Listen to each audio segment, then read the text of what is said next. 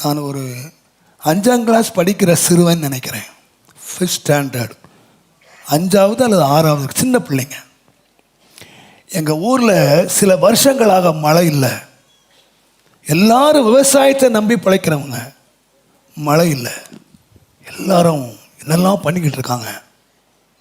அன்றைக்கு ஞாயிற்றுக்கிழமை காலை நான் ரட்சிக்கப்பட்டதில்லை, எங்களுக்கு ஆவி இல்லை, ரட்சிப்பு இல்லை. ஆனால் ஐயர் பிரசங்கம் பண்ணார். என்ன பிரசங்கம் பண்ணார்னா, தேவன் வானத்தை அடைக்கும் போது நாம் ஜெபம் பண்ணால் ஆண்டவர் வானம் திறந்து மழையை தருவார் அப்படின்னு எங்கள் ஐயர் பிரசங்கம் பண்ணார். யார் கேட்டாங்களோ இல்லையாங்க, நான் கேட்டேங்க.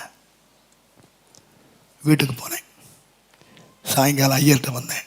எங்கள் ஒரு 4-5 பசங்களை கூட்டிகிட்டு, என் வயசு பசங்க 5 பேரை கூட்டிகிட்டு ஐயர்கிட்ட வந்தேன். ஐயா, நீங்கள் இன்றைக்கி பிரசங்கம் பண்ணிங்கல்ல, கர்த்தரை நோக்கி கூப்பிட்டா மழை தருவார்னு ஜெபம் பண்ணிங்கல்ல, நாங்கள் இன்றைக்கி ஜெபம் பண்ணலான்னு யோசிக்கிறோம், மழை வருமானு கேட்டார்.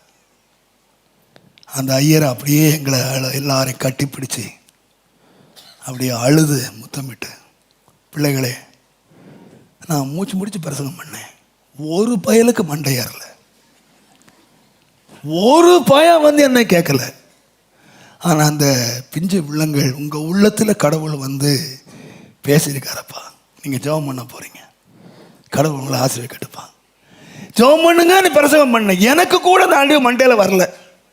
ஆனால் உங்கள் மனசில் வந்திருக்காப்பா.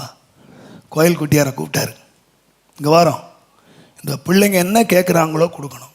பெற்ற மகசை கொளுத்தி அந்த பிள்ளைங்க தெருவில் ஜெபம் பண்ண போகிறாங்களாம். போய் தெருவில் ஜெபம் பண்ணுறக்கு பெற்ற மாசை கூடும். எல்லாம் பெற்ற மாசம் ரெடி, கொட்டு ரெடி. நாங்கள் போய் அதுக்குள்ளே எல்லாம் ஆம்பளை பொம்பளைங்க எல்லாம் எங்கள் ஏஜ் தான், எல்லாம் 5ஆம் கிளாஸ் 6ஆம் கிளாஸ் படிக்கிற பிள்ளைங்க அப்படியே பாட்டு பாடி ஜெபம் பண்ணோம். ஆண்டவரே, சாலமோனுக்கு சொன்னீங்களே மழை பெய்யும், எங்களுக்கு மழை வரணும். நாங்கள் சின்ன பிள்ளைங்க ஜெபிக்கிற பார்த்து ஐயர் வந்துட்டார், கோயில்குட்டியாக வந்துட்டார். அந்த தெருவே கிறிஸ்தவ தெரு. அவங்கெல்லாம் வந்து அழுவுறாங்க. இந்த பிள்ளைகளுக்குள்ள அறிவு கூட எங்களுக்கு இல்லையா கடவுளே, நாங்கள் ஒரு நாள் மழை கூடன்னு ஜெபிச்சது இல்லையே, இந்த பிள்ளைங்க இப்படி ஜெபிக்கிறாங்களே கடவுளே அப்படின்னு அவங்கெல்லாம் தெருவே அழுத. அவ்வளோ பேர் வந்துட்டான், கோயிலை விட்டு எல்லாம் வந்துட்டான் தெருவுக்கு. ஏறக்குறைய 2-2.5 மணி நேரம் ஜெபம் போச்சுன்னு நினைக்கிறேன். எல்லாரும் அழுக அடித்து மாரில் அடிச்சு ஜெபத்தை முடித்து பெட்ர மார்க்ஸ் அணைச்சி கொடுத்துட்டு லைட்டாக அடிச்சுட்டு நாங்கள் வீட்டுக்கு போயிருக்க மாட்டோங்க. ஆண்டவர் வானம் திறந்து மழையை பெய்யும். இது 5ஆம் கிளாஸில் நடந்த சம்பவங்க. அன்றையிலேருந்து என் மனசில் தோணும், இன்றைக்கும் என்ன விசுவாசத்தில் ஒருவேளை என் வாலிபத்தில் நான் வழி தவறி போயிட்டேன். ஆனால் அன்றைக்கு என் உள்ளத்தில் ஒரு விதையை ஆண்டவர் வச்சார். கர்த்தர்கிட்ட கண்ணீரோடு ஜெபம் பண்ணா கர்த்தர் வானம் திறப்பார். அது இன்றைக்கு வரைக்கும் நான் உறுதியாக பிடிச்சிருக்கேன். என்னுடைய தேவைகளாகட்டும், என்னுடைய வியாதி வேலையாகட்டும்,